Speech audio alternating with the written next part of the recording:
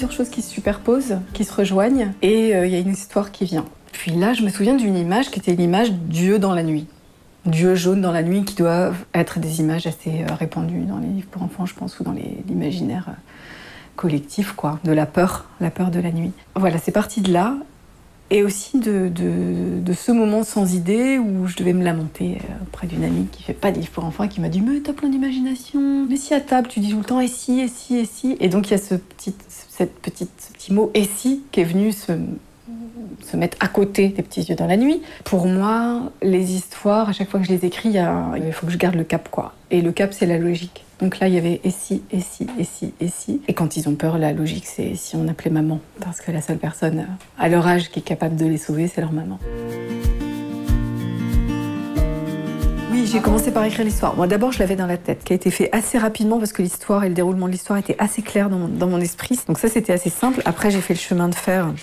Voilà, des petites cases où je mets juste des traits parce que le texte, je l'ai dans la tête. Et ensuite, le chemin de fer, je le refais. Voilà, ça se précise. Il y a la numérotation des pages. Je fais des petites corrections à côté. C'est la phase où je travaille beaucoup avec Anaïs pour rythmer l'histoire pour qu'on trouve vraiment un rythme intéressant. Après, j'ai travaillé les images en plus grandes.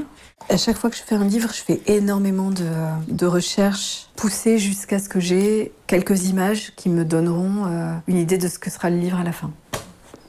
Tout est là. Ce qui m'a inspirée, c'est mon environnement, la mer, la Bretagne et les îles, qui sont des endroits particuliers, où il y a quelque chose d'un petit peu différent, niveau sonore, lumière.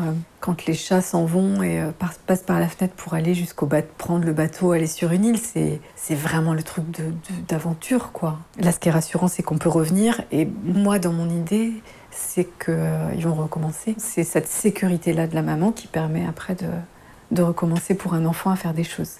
C'est le fait qu'il y ait toujours quelqu'un qui va te rattraper, puis te donner après les outils pour que toi tu te rattrapes tout seul. Et ça, c'est les premiers pas, quoi. Pour moi, c'est vraiment une histoire là-dessus. Sur la coopération des enfants avec l'adulte.